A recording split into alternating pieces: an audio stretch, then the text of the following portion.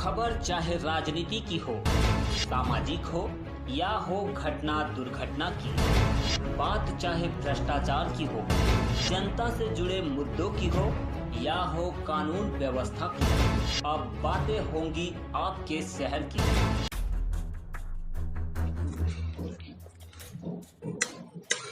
खबर सुल्तानपुर जिले के दोस्तपुर थाना क्षेत्र के दुर्गा खलीसपुर गांव की है, जहां बीते 31 दिसंबर को राइस मिल पर लाश मिलने से क्षेत्र में हड़कंप मच गया था। लेकिन जब परिजनों ने अपनी आपबीती सुनाई तो मामला कुछ और ही निकला।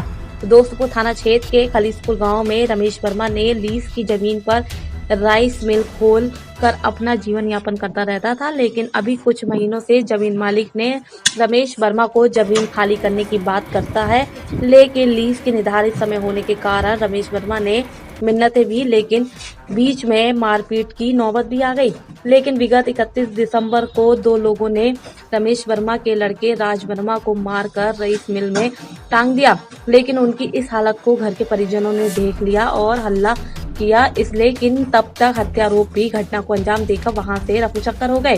तो वही परिजनों ने इसकी सूचना पुलिस को दी तो पुलिस ने भी उनको प्रार्थना पत्र अभियुक्त दर्ज कर लिए गए। लेकिन आज 1 हफ्ता हो गया है, आरोपी को जेल नहीं भेजा गया, सिर्फ थाने में बैठाकर सेटिंग गेटिंग कर कर खेल का कारनामा कर रही है पुलिस।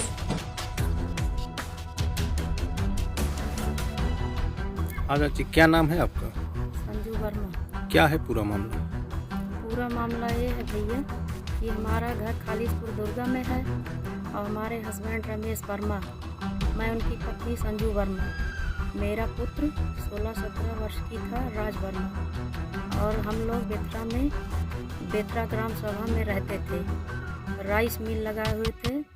राइस मिल थी जयनारायण वर्मा के ज़मीन में, और वो लोग ज़मीन छोड़ने की बात कब से कर रहे थे, शुरू से।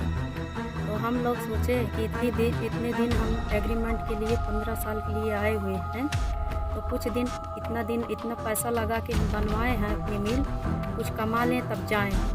तो हम लोगों को मारने की धमकी दिया जाता था, कहते थे तुम लोगों को मार डालेंगे।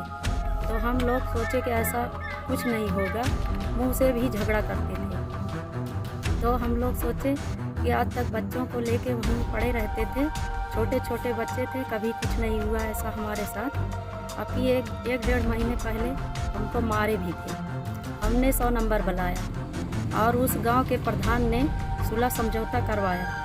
समझौता करवाने के बाद हम लोग को चुप करवाया और हम लोगों को बराबर धमकी मिलती थी, लेकिन हम लोग कुछ नहीं बोले। फिर उसके बाद आज 3-4 महीने से वो बच्चा ननिहाल में था, मेरा लड़का राज।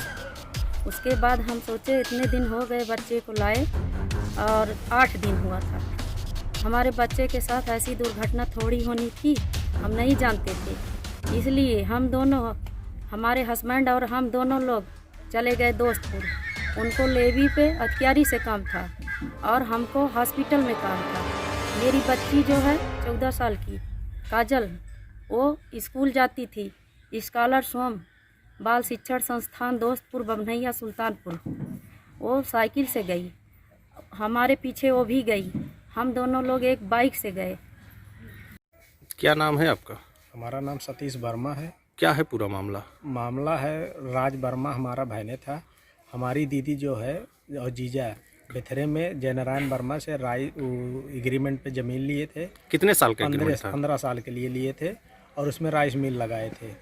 और ये बार फिर 15 साल अभी बीता नहीं है, अभी 10-11 साल हुआ है, बार दबाव बना रहे थे।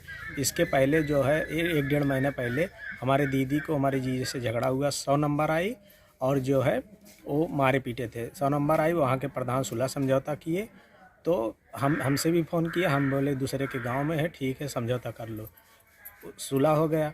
उसके बाद हमारे जीजा और दीदी गए गाड़ी से दोस्तपुर और भांजी गई हमारी पढ़ने। हमारा भांजा बैठा था और वो वहीं पढ़ रहा था।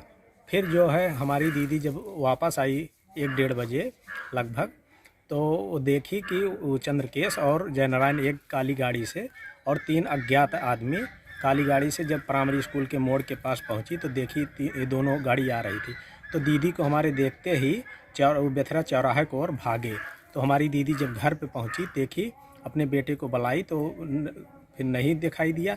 फिर जब दरवाज़ा खोली तो दरवाज़ा खुला था, तो देखी लड़का उसका पुत्र, हमारी दीदी का पुत्र राज वर्मा, उम्र 16 साल, जो वहाँ पे फंदे से लटकाया पाया गया। तो हमारी दीदी जो है अपने पति रमेश वर्मा को फ़ोन करके बताए। कौन मारा आपके भांजे को? वही चंद्रकेश और जयनारायण वर्मा। क्या पुलिस में आपने कभी एप्लीकेशन वगैरह दिया तो क्या कहा उन्होंने?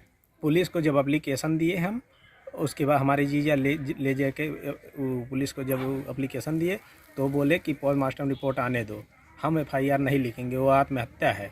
तो हम बोले कि ऐसा क्यों, पहले FIR आप लिखिए, उसके बाद जो विवेचना होगी, जो सही पाया जाएगा वही होगा। तो बोले कि हमको पूर्ण विश्वास है जयनारायण और चंद्रकेश की है, लेकिन वो बोले, फिर माता जी से बात हुई, SP साहब से बात हुई, उसके बाद फिर जो है दबाव बना, तब जाके CO जो है FIR लिखा।